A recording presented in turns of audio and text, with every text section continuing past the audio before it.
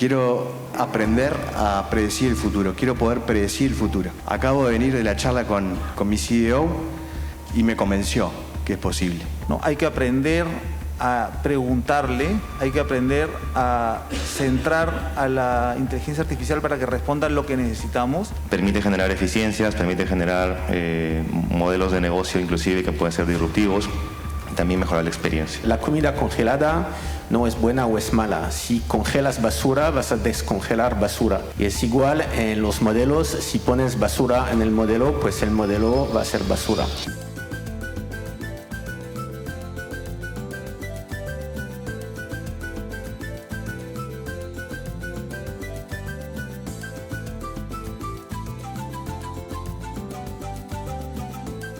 A continuación, invito a Jean-Bernard Roland y Luis Bach al estrado para una conversación sobre arquitectura de datos y ciberseguridad como capacidades estratégicas. Bienvenidos. Pues buenos días a todos.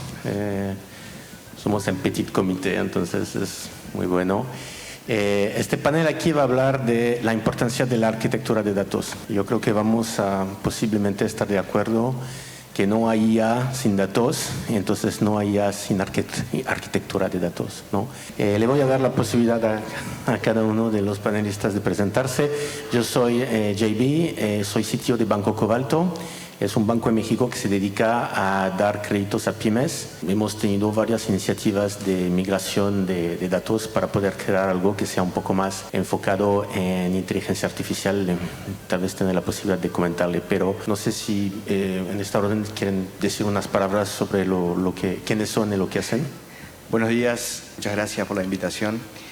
Mi nombre es Pablo Inela, yo soy Chief Business Officer de Big Cheese, una compañía de consultoría que trabaja de la mano de Amazon Web Services, brindando servicios en todo lo referente a data, machine learning, inteligencia artificial.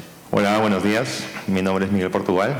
Actualmente soy vicepresidente de tecnología de salud del grupo RIMAC. Tengo bajo mi responsabilidad no solo la parte de aseguramiento en la salud, sino también de prestación, como es Clínica Internacional, y una compañía que es una farmacia de segundo nivel como Cuida Pharma.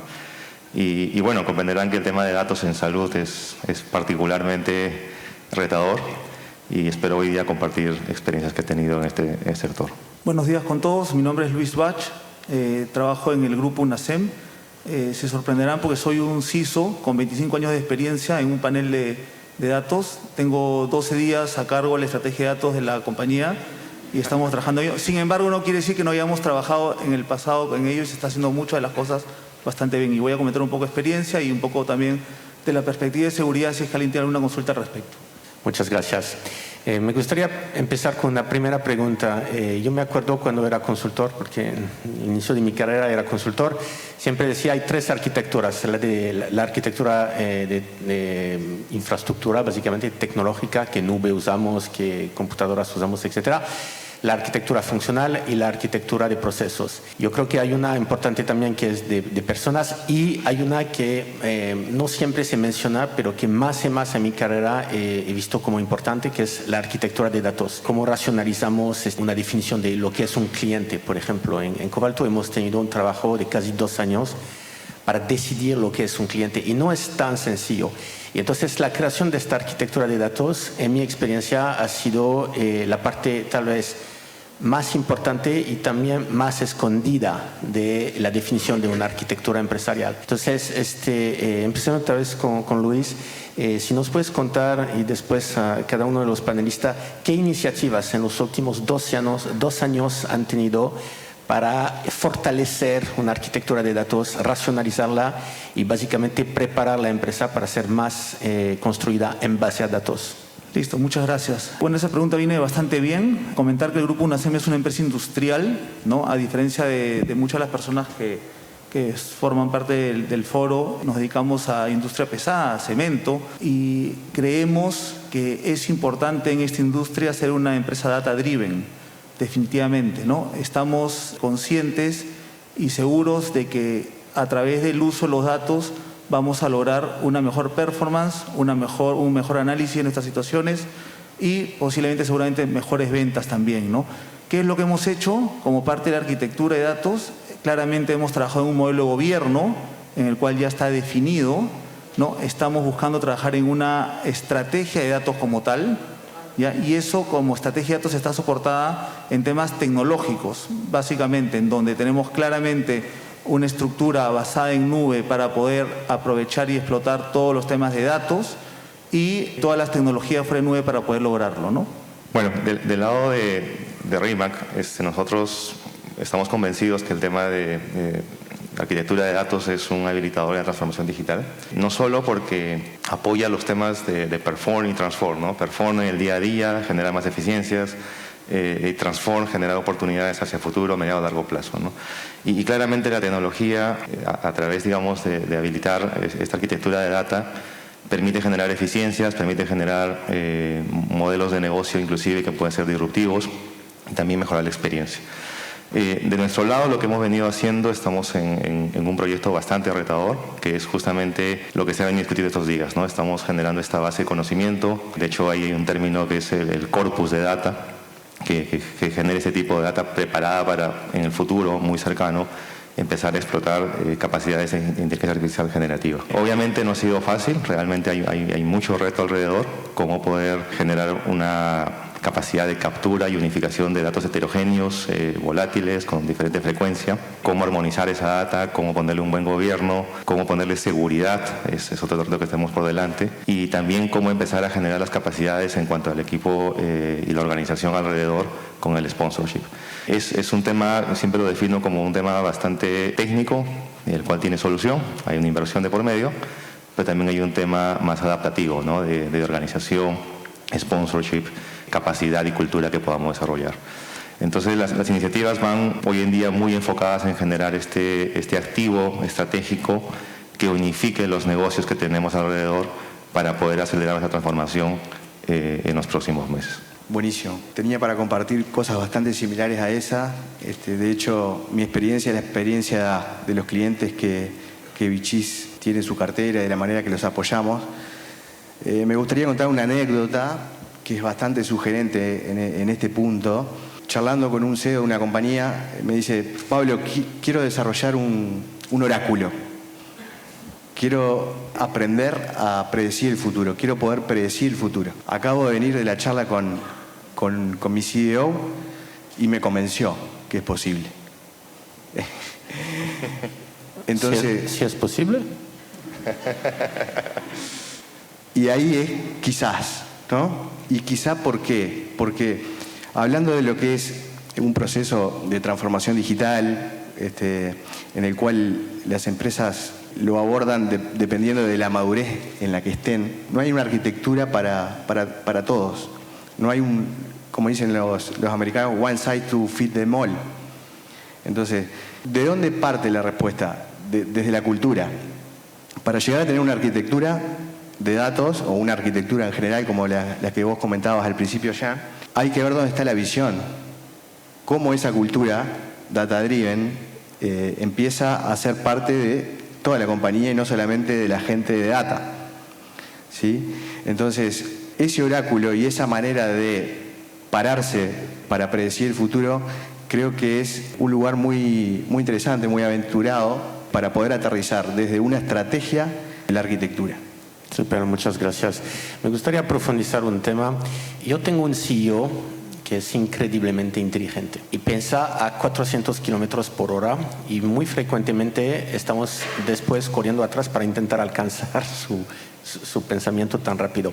Y particularmente en lo que corresponde a creación de nuevos productos o manera de interactuar con los usuarios en los canales, siempre está, pero tal vez podemos pedir la información de manera diferente, tal vez podemos pedir menos información, tal vez podemos pedir nada más la credencial y vamos a hacer un OCR y eso nos va a dar básicamente todo lo que necesitamos. Y es una situación un poco problemática a veces porque sí queremos y vemos el valor de hacer todo eso, pero también estamos en un mundo un poco como el mundo de la salud, ¿no? Muy regulado, en donde el core bancario es muy monolítico y él está esperando una lista de informaciones y no la vamos a cambiar esta lista simplemente porque queremos una mejor experiencia del usuario. Y también muy como la industria de la construcción de cimientos, etcétera, cuando hacemos algo que no funciona y que tiene un impacto sobre las operaciones, inmediatamente tenemos 1000 llamadas de clientes que no pueden entrar a su banca, que no pueden disponer su producto de factoraje, y entonces cualquier decisión que tomamos puede tener un impacto operacional bastante fuerte. Entonces, primero, a Miguel, ¿cómo tú manejas una arquitectura de datos que sea al mismo tiempo lo suficiente flexible para acompañar el pensamiento de un CEO que piensa a 400 kilómetros por hora, pero respetando lo que el regulador dice, porque el regulador al final te va a regular, ¿no? ¿Cómo haces eso? Bueno, ciertamente es un reto no menor. Yo creo que no hay una sola receta. Yo creo que hay dos componentes que me gusta siempre mencionar. El primero es, a nivel técnico, siempre se trata de tener una arquitectura que esté lo más lista posible, ¿no? Y eso es un statement bastante genérico. ¿Qué implica eso? Implica desde cómo poder tener una flexibilidad en la captura de data. Debemos estar abiertos a que vamos a tener datos de diferentes colores y sabores y obviamente con diferente frecuencia. Entonces, es una capacidad que puede sonar obvia, pero es esencial. En la medida que podamos tener mayor data y de mejor calidad, vamos a poder iniciar la línea de producción hasta accionar esa data, ¿no? Y lo segundo es, debemos de pensar en datos que estén lo más posible en tiempo real, ¿sí? O near real time. La ventaja competitiva, el conocimiento, la capacidad de operacionalizar la estrategia al momento de la verdad, cuando las cosas suceden, tener esa data disponible y de alguna forma influenciar comportamientos, generar cambio cultural en la operación de la organización, creo que es viable sí, solo sí, cuando se tiene ese tipo de capacidades de data de near real time o real time, ¿sí? Y para ello hay tecnologías,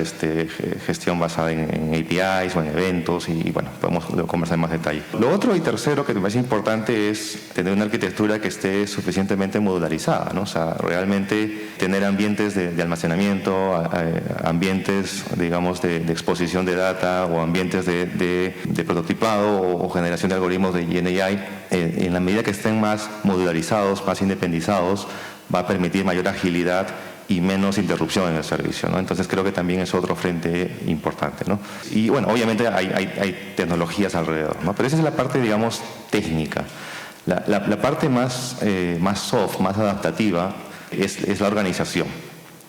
Las cosas suceden con gente, ¿sí? Entonces tener al equipo lo suficientemente motivado, retado, sacar lo mejor de ellos, es fundamental, porque realmente esto no va a suceder si es que no hay ese hambre, ese apetito, esa ambición por hacer un cambio sustancial en la forma como nosotros queremos operar. Complementando la parte de organización de equipo, que viene acompañado de un gobierno, yo siempre refuerzo que es el tema de sponsorship, ¿no? Finalmente podemos tener la tecnología, podemos tener las capacidades, pero si no hay inversión, creo que también es fundamental, ¿no? Entonces, es un capítulo bastante largo el tema de sponsorship, pero la pregunta es cómo hacemos inversiones desproporcionadas para generar nuevas capacidades que queremos para ser competitivos, no solamente en el hoy, sino en el mañana. Sí, sobre todo cuando pensamos en arquitectura de datos moderna, recién charlaba Pablo de la necesidad de ir hacia donde el dato reside, donde el dato vive. Eso tiene un costo, obviamente, pueden haber problemas de performance también, como decía Pablo, pero el near real time creo que es hacia donde el negocio va a apuntar, donde está apuntando, donde realmente esas necesidades van a ir apareciendo. En Big Cheese, en nuestros clientes, estamos intentando posicionar una visión que viene heredada de Amazon Web Services de lo que sería un futuro de Zero ETL, ¿no? Entonces, ¿cómo podemos ir hacia ahí para que todo aquel viaje de transformación y de mover los datos, de curarlos, tenga un menor impacto y sobre todo que el negocio pueda recibir esa información para analizarla, para tomar decisiones en mucho menor tiempo?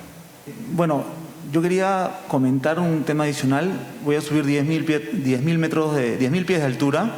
De hecho, los temas tecnológicos son sumamente relevantes. Ya la exposición de Miguel y de Pablo me han dejado poco tema por adicionar. Pero sí es muy importante definir claramente qué es lo que necesitamos a nivel de negocio, ¿no? O sea, definitivamente la arquitectura, desde mi parecer, se basa mucho en lo que el negocio necesita, qué casos de uso se necesitan, qué información tenemos que crear o empezar a recolectar para en base a ello ir a todo lo siguiente con respecto a cómo a través de la tecnología y todos los habilitadores que existen, poder lograr el resultado para el negocio desde la perspectiva de estrategia y de aporte de valor a la compañía. Muy bien.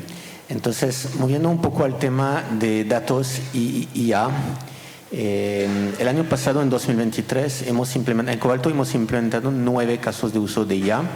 3 fueron éxitos reales, 4 fueron, bueno, más o menos, éxitos quiero decir que los seguimos usando. 4 fueron más o menos y hubo 2 o 3 que fueron fracasos. Y no tengo vergüenza de decirle, y de hecho he tenido discusiones con el board para decir, ok, pues estamos aprendiendo, es prueba y error. De los 2 que fueron fracasos, uno fue la generación de especificaciones. A mí me parecía un muy buen caso de uso de poder decir, generar historias de usuario en Jira es algo que es muy sistemático, siempre tiene el mismo formato, siempre es como bla bla bla, necesito hacer bla bla bla, y para hacer bla bla bla necesito bla bla bla. Bueno, se ve súper formateado.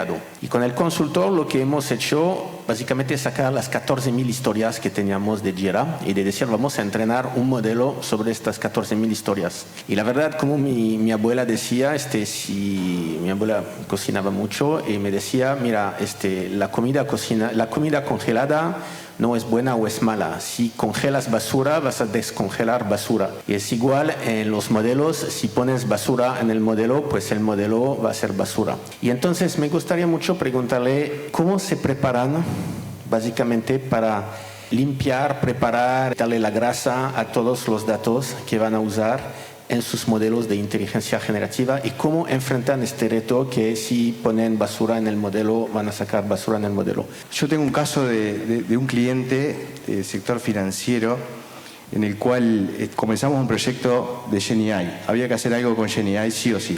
Entonces, justamente viene ese problema. Primero que nada, hay que tener datos. Y tiene que ser lo suficientemente amplio ese catálogo como para poder explotarlo y poder llegar a tener conclusiones y definiciones que sean válidas, ¿sí? Entonces, lo primero que hicimos fue enmarcar en una prueba de concepto, ¿sí?, qué era lo que íbamos a estar buscando y de qué manera la calidad de ese dato iba a estar en el repositorio que tenía que estar. Eso hace que inmediatamente los analistas pueden estar viendo cuál es su calidad. Y, por ejemplo, si tenés una arquitectura basada, por ejemplo, en un medallion, vas a poder decir, bueno, voy a ir a la data cruda y realmente examinarla, o ya tengo algo más limpio, en un estado más parecido a Silver, que me pueda dar ya business insights de la manera que lo tengo preparado. Y la prueba de concepto nos ayuda justamente a eso, a validar qué tan maduro está, qué tan listo está para ser consumido y qué tan listo está como para ser distribuido por la compañía. Entonces, las arquitecturas de datos que están preparadas de esta manera creo que apuntan a tener una solución mucho más efectiva y más lista en el tiempo para ser consumida.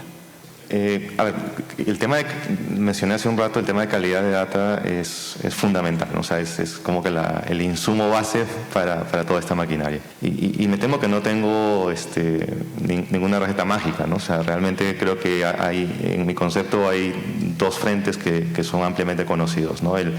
La data que podemos gobernar, de alguna forma, el mundo convencional, el mundo tradicional, on-premise, como lo podemos llamar, donde los esfuerzos que estamos haciendo nosotros es básicamente asegurar un gobierno activo, me refiero a un gobierno que no deje ingresar data sucia a nuestro ecosistema. Y eso pasa por un proceso cultural de tener dueños de datos, tener responsables, procesos continuos de calidad y mejora, para asegurar que cada vez sea más perfecto, ¿sí? Y luego está el gobierno pasivo, que siempre es el que corre, digamos, el círculo virtuoso, ¿no? Que es obviamente seguir mejorando esta lógica. Pero ese es el mundo convencional y hoy en día esa es la data, creo yo, en porcentaje menor, ¿sí? Y tenemos ahora nuevas fuentes de datos, ¿no? Nuevas fuentes de datos que son muchas de ellas no gobernadas por nosotros, que están en diferentes estructuras. Y realmente el tema de calidad de data se vuelve bastante retador. Para eso lo que hemos hecho hasta ahora, que no es, nada innovador, es empezar a encontrar outliers de tal manera que se pueda empezar a identificar cuáles pueden ser datos que pueden ser sospechosos o pueden requerir algún tipo de, digamos, de revisión posterior, ¿no? Pero en resumen, es eso, es entender tus datos, es analizarlos, es usarlos, es validar, es mejora continua, y para eso tienes que desarrollar, digamos, este equipo y las capacidades que empiece a perfeccionar este insumo básico, ¿no? Pero es a través del uso que lo hacemos, básicamente. Bueno, mi comentario va totalmente alineado al de Miguel, ¿no? De hecho, el gobierno de datos con los responsables claros es importantísimo para ello.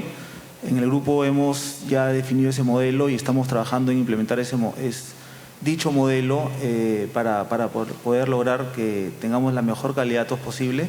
Y aparte quiero solamente mencionar un dato importante en base a un estudio del MIT que indica que la calidad del dato resta valor, o sea, si no tienes una buena calidad del dato, resta el 20% de valor al producto obtenido, ¿no? Entonces, finalmente, la calidad es clave y hay que tenerlo mucho en consideración.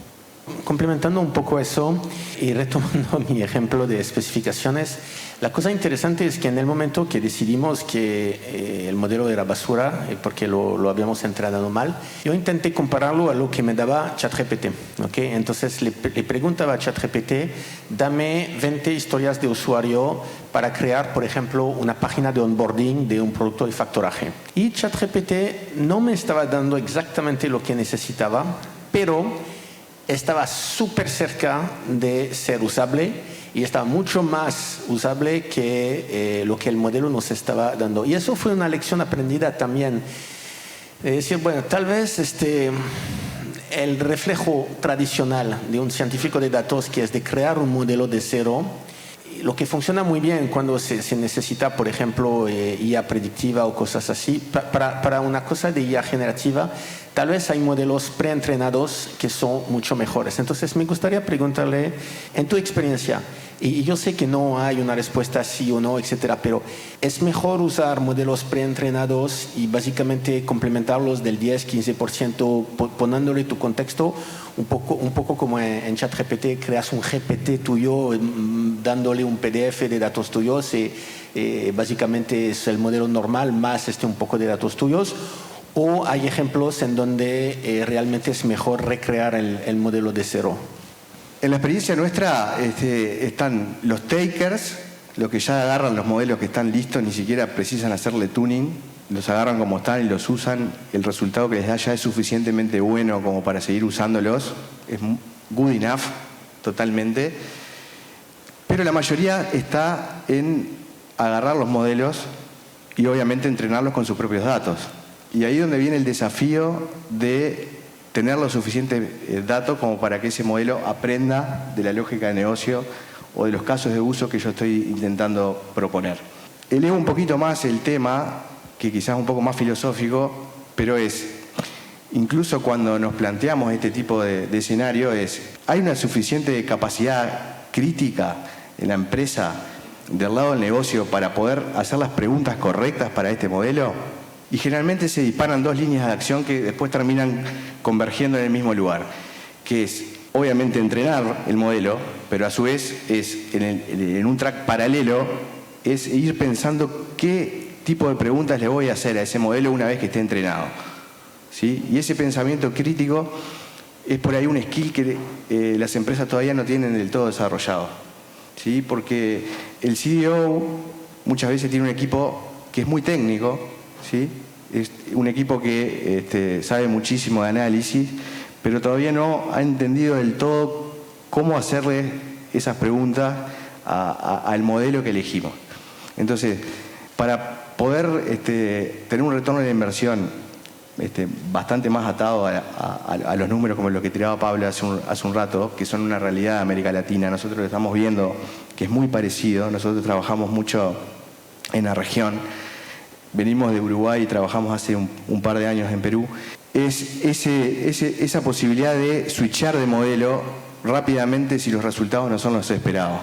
Y para eso tenés que tener un modelo de abstracción un poquito más alto, con algo como por ejemplo Amazon Bedrock, que te permita cambiar el modelo fundacional sin estropear todo lo que venías haciendo. Así que como respuesta final, lo que más estamos viendo son Hay empresas que adoptan modelos preentrenados y les dan ese sabor propio de cada compañía. Sí, y antes de darle a Miguel y a Luis la posibilidad de contestar también la pregunta, regresando a una cosa que decía Pablo, tú ves en tus clientes, yo me acuerdo que fue una discusión difícil con mi CEO que me dijo, desarrollaste un modelo que nos costó $50,000, no funciona, eres un imbécil. No fue así la discusión porque no nos llevamos bien, etcétera, pero había un tantitito de eso. Y le dije, no, es que hemos aprendido, ¿ok? Me dice, sí, pero aprender nos costó $50,000. ¿Tú ves en tus clientes este apetito? Decir, ok, tal vez el modelo que implementamos, tal vez el caso de uso, no nos dio los beneficios que queríamos, pero nos hizo entender otras cosas, nos permitió desarrollar otros beneficios y al final hemos aprendido. ¿Tú lo ves en tus clientes o no? Lo veo permanentemente. Hay un ratio parecido que el 70% de los proyectos de GenAI quedan en la POC. Y hay todo un desafío interno nuestro de cómo llevar a los clientes a trascender la prueba de concepto. Porque la prueba de concepto puede estar incluso hasta bien financiada, pero puede llegar a lugares que no fueron los que originalmente pretendías. Y tengo un caso bien concreto. Un cliente también del sector financiero que quería desarrollar un chatbot arriba del Data Lake. Quiero hacerle preguntas a mi Data Lake y que el Data Lake responda en una interfase conversacional. Yo simplemente promptear preguntas y que ahí se resuelva todo. En el camino, y después de 6 meses, después de habernos gastado prácticamente todo el presupuesto, al único lugar donde llegamos fue a poder hacerle consultas a la metadata, al data warehouse. Pero sirvió un montón, porque un catálogo que por ahí era más estático, ahora con un prompt lo resolvía. ¿Sí? Con un chatbot, con un modelo de Claude, vos podías consultar toda la metadata de ese data lake. Entonces, sabés, por lo menos en ese momento, encontrar el dato y su descripción para que lo puedan utilizar. Sí, eso sí es valor. Sí. Eso es un valor, es mucho menos al que se le había prometido al CEO de que era que íbamos a poder conversar con el data lake. ¿Sí? Entonces, hubo una diferencia, hubo un valor que se pudo demostrar, no se alcanzó en esa prueba de concepto al objetivo madre. ¿Pero qué hacemos? Iteramos, volvemos a plantearnos nuevos objetivos, hacemos una nueva prueba de concepto y sobre todo pensando en cosas que no se pensaron antes, que es cómo escala a nivel organizacional una prueba de concepto. ¿Sí? Podemos estar jugando todo el tiempo, la verdad que las herramientas que presenta cualquier hyperscaler hoy en día para todo este mundo de arquitectura de datos es suficientemente vasta para estar todo el año experimentando. Ayer hablaba también el CEO de farmacia peruana, no me acuerdo era el nombre, y que decía un poco eso. Hay presupuesto para experimentar, pero experimentemos sobre una base de una experiencia que ya recorrió otro, no empecemos de cero a pensar que nosotros somos únicos en el mundo y que precisamos un modelo único para nosotros. Creo que eso responde un poco lo que me planteabas. Miguel, ¿qué opinas tú? ¿Preentrenado o modelos bebé? Bueno, yo tenía un modelo que ha fracasado, lo iba a presentar mañana, pero creo que voy a cambiar el comité, ¿sí?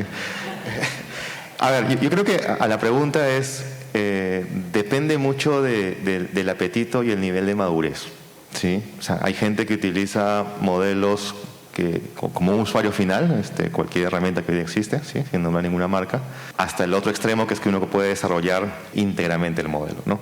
El enfoque que estamos siguiendo nosotros particularmente, sin querer decir que es mejor o peor, estamos adoptando modelos que ya están probados y los estamos probando o localizando para el escenario particular que tenemos en RIMAC. ¿Esto por qué? Porque todavía, de hecho, a ver, es la estrategia que tenemos. Nosotros en este momento estamos terminando la parte de la construcción de este activo, que no es un data lake solamente. Nosotros llamamos, lo mencioné, el corpus de data. Pero ya estamos viendo que activos a través de modelos de GenAI vamos a empezar a adoptar para sacarle el máximo provecho a esta base de conocimiento, ¿sí? Entonces, creo que es el punto medio, porque no es tan simple, y menos en salud. Comprenderán que en menos en salud hay que ser muy precisos y hay que tener, digamos que el rigor científico es mucho mayor, pero tampoco tenemos el nivel de madurez para crear los propios modelos. Por ejemplo, ¿qué estamos haciendo? Los principales modelos están muy enfocados no necesariamente a la práctica médica, ¿sí? Porque es un ámbito que requiere muchísima madurez en cuanto a la data, al proceso, y creo que algún día llegaremos a ayudar al médico en un rigor de toma de decisiones. Creo que no lo veo en el corto plazo, pero sí estamos ayudando en la parte de generar más eficiencia y productividad y hacer que el médico esté más conectado con un paciente y no con el monitor, no llenando la historia clínica. Para eso, por ejemplo, soluciones como que haya un triaje previo a la consulta, donde se le pregunte al paciente por qué viene y que eso le dé un resumen al médico para que cuando ya entre a la consulta el médico sepa cuáles son las condiciones o puntos relevantes, o más aún que le ayude a llenar la historia clínica no con un lenguaje de paciente, sino con un lenguaje clínico de un profesional médico, traduciendo eso que el paciente dijo, ayuda en que el médico realmente genere más productividad y esté más enfocado en conectar con el paciente, ¿no? Hay otros modelos de poder generar mayor ayuda en cuanto a protocolos de cuidado que estamos nosotros explorando y testeando. De hecho, va a ser, digamos, el siguiente inmediato paso que vamos a dar, pero básicamente ese es el enfoque, ¿no? Entonces, en resumen, estamos adoptando y estamos probando con nuestra data para poder, obviamente, sacarle máximo provecho y seguir madurando en esta curva.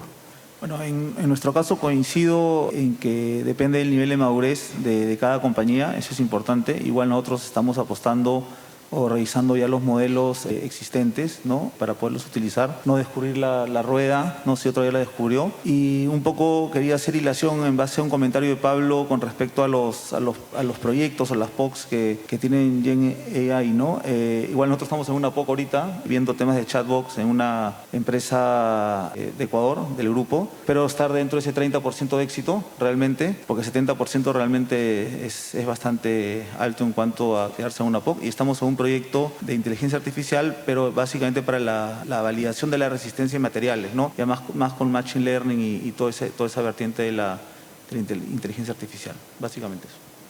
Gracias. Ahora me gustaría hablar un poco del tema de los riesgos. En mayo 2023, es información pública, seguramente algunos lo han visto, Samsung corrió a 3 empleados. Es el grupo que trabaja, se llama el CCTL, Corporate Consulting Team. Son básicamente chicos saliendo de MBA que hacen las láminas de los vicepresidentes en Samsung y así los entrenan a la cultura de la empresa. Y después, bueno, los mandan en posiciones ejecutivas en todo el mundo. Pero debían de hacer láminas y lo que hicieron era de poner datos confidenciales de clientes, etcétera, dentro del ChatGPT para que ChatGPT los haga la presentación. Y Samsung en este momento dijo, bueno, pues del otro lado tienes OpenAI, y OpenAI va a ver la información que estamos poniendo. Entonces estamos dando básicamente información confidencial a OpenAI. ¿Qué hacen ustedes y nosotros hemos pensado en limitar el uso bueno, no tanto de Gemini, pero de ChatGPT a unos usuarios, por lo menos unos usuarios capacitados, en donde le damos 2 horas de cursos para que ellos entendan, se autodisciplinen sobre lo que pueden poner en ChatGPT o no. Y no es que somos un banco suficientemente grande para que realmente la información que pongamos afecte al modelo, pero quién sabe dónde puede salir esta información. Si en el momento que está entrenando un modelo puede salir que Australia en 6 meses, pues nuestros datos de una manera u otra potencialmente pueden salir. Entonces era una preocupación real que teníamos. Y al final, bueno, no limitamos el uso. Quien quiere usar ChatGPT lo puede usar, pero sí hicimos capacitación general a todo el mundo para explicarle un poco los riesgos de compartir datos para que por lo menos se autorresponsabilicen. Luis, por ejemplo, ¿qué están haciendo ustedes para controlar lo que usuarios pueden poner en modelos abiertos? Bueno, gracias por la pregunta. Acá estoy entrando en zona de confort en base a mi especialidad previa. De hecho, el tema de privacidad de datos es clave. Ya hemos tenido ciertos temas relevantes. Es más, justo hace un par de días tuvimos un pequeño comité en la corporación porque había mucho uso de una solución que se llama Read AI, ¿no? Que básicamente lo que hace es toma notas, hace actas, graba sesiones, lo que fuera, que estaba siendo usada y finalmente pues realmente es un riesgo porque esa información de la compañía sale fuera de nuestro dominio y sabe Dios quién la pueda estar revisando o cómo se estará gestionando, ¿no? ¿Qué decidimos en base a ese riesgo? Simplemente pues cortar el acceso a Read AI, ¿no? O sea, lo hemos cortado, de hecho que hay algunos C-levels que no les ha gustado la decisión, pero finalmente es una decisión basada en políticas y en base a gestionar adecuadamente la privacidad del dato. El tema del ChatGPT es otro cantar, ¿no? Porque finalmente es normalmente usado de demanda para poder modelar información y ahorrar tiempo y hacer muchas cosas. No lo tenemos restringido tampoco, pero sí es importante lo que tú comentas, el tema de la capacitación, y es parte de lo que hemos definido también, ¿no? Sí, en el caso de RIMAC yo creo que pasa por dos frentes, ¿no? O sea, uno es, hay un track muy fuerte de educación, comunicación, entrenamiento y hacen pruebas, digamos, de a ver quién cae en la trampa. Entonces, eso está en el día a día. Creo que cada día está más en el ADN del colaborador, ¿sí? Y lo otro pasa por un tema también de gobierno, ¿no? Que es qué productos están sugeridos en el uso y cuáles no. De hecho, puedo decir la marca porque es un auspiciador acá. O sea, nosotros usamos la suite de Microsoft 365 y claro, al tener el ambiente de Copilot, por ejemplo, que es más gobernado, no tan público, evidentemente eso es lo que se fomenta para el uso. Pero claramente siempre hay la posibilidad de usar otras tecnologías, ¿no? No todas están bloqueadas. Así creo que el tema de educación, monitoreo es la clave en este tipo de casos, ¿no? Eso en la parte, digamos, más abierta, ¿no? En la parte más cerrada, que es de esta base de conocimiento que les comentaba, recuerdo que cuando empezamos este proyecto, uno de los requisitos del CEO de la compañía fue: necesitamos no solo cumplir con la regulación, sino tener la mejor práctica mundial en cuanto a seguridad y privacidad de datos. ¿Y esto por qué? Porque se imaginarán que estamos manejando data sensible. O sea, la data de salud es muy sensible, ¿sí? Es, creo yo, tan igual o más que la data financiera, ¿sí? Entonces, digamos que la seguridad es un track bastante fuerte.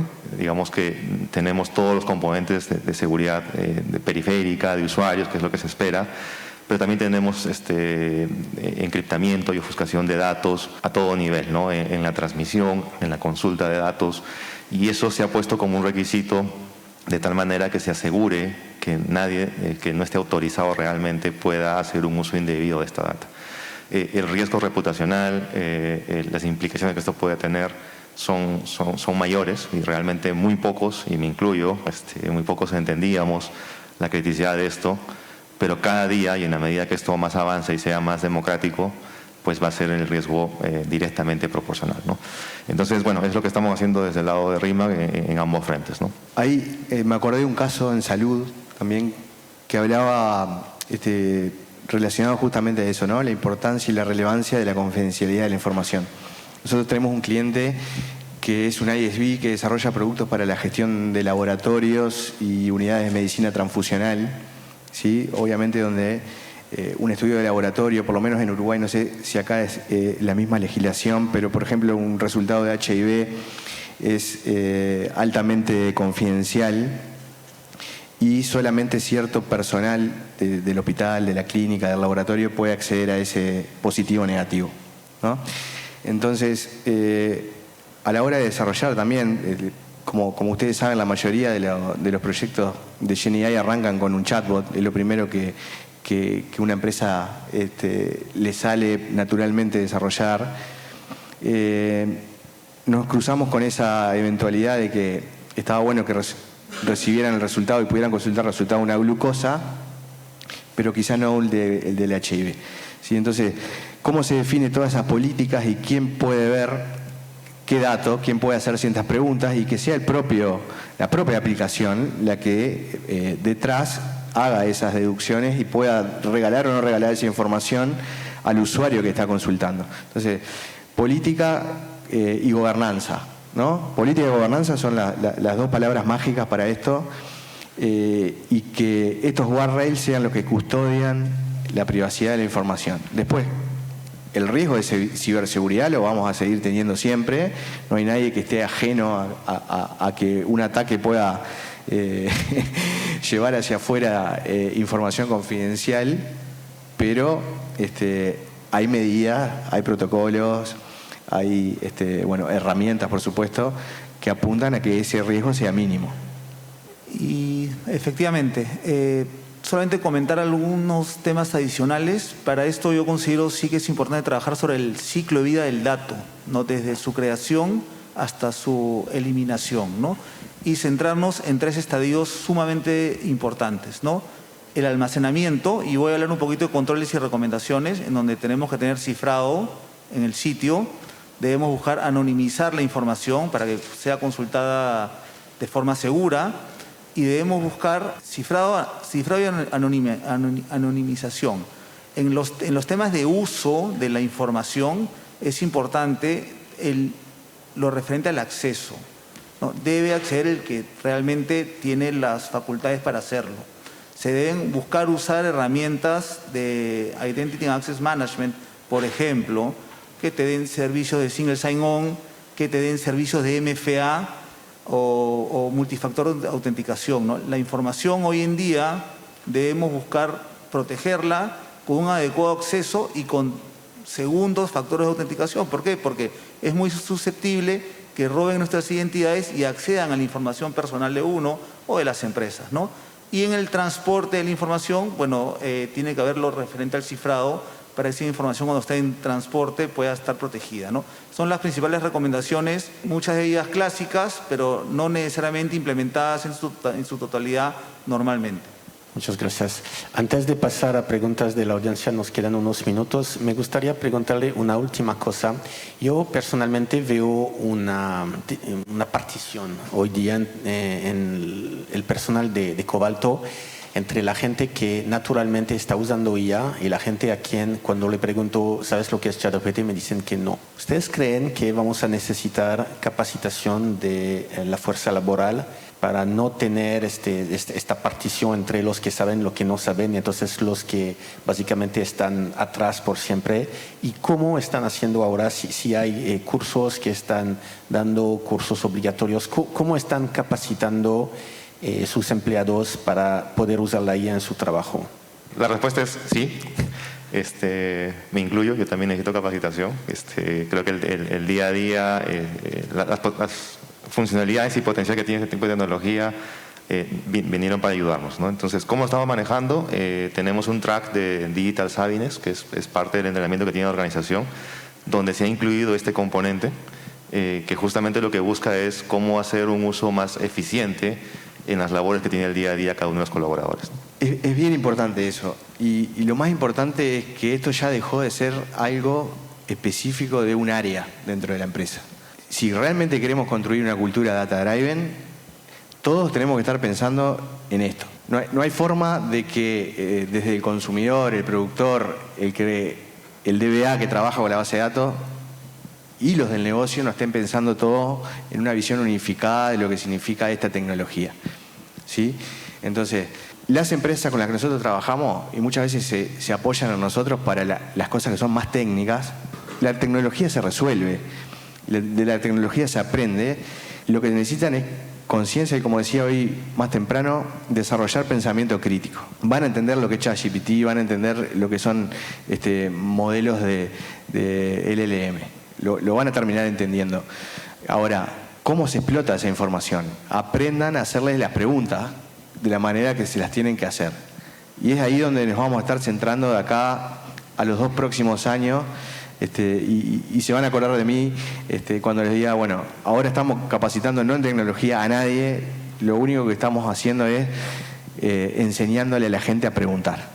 No puedo estar más de acuerdo. De hecho, que yo soy un heavy user de todos estos temas de inteligencia artificial generativa, ¿no? Hay que aprender a preguntarle, hay que aprender a centrar a la inteligencia artificial para que responda lo que necesitamos. Yo tengo una pequeña anécdota.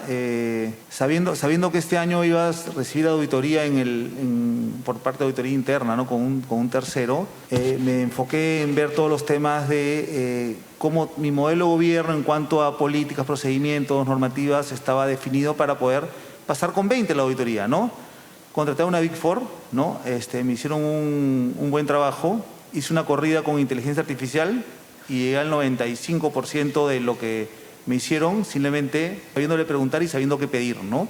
Entonces, finalmente, a mí sí me gustó mucho la estadística o lo que me comentó Pablo en la presentación previa acerca del temor que tienen las personas de ver que su trabajo puede ser reemplazado. Es cierto, ¿no? Finalmente, esto viene para ser más eficiente, para ser más productivos y para que nos vayamos reinventando en cuanto a las tareas que ya no aportan tanto valor y tenemos que dárselas a las herramientas automatizadas que sirven para eso, ¿no? Bueno, muchísimas gracias, John, Luis, Miguel y Pablo. Aplausos, por favor.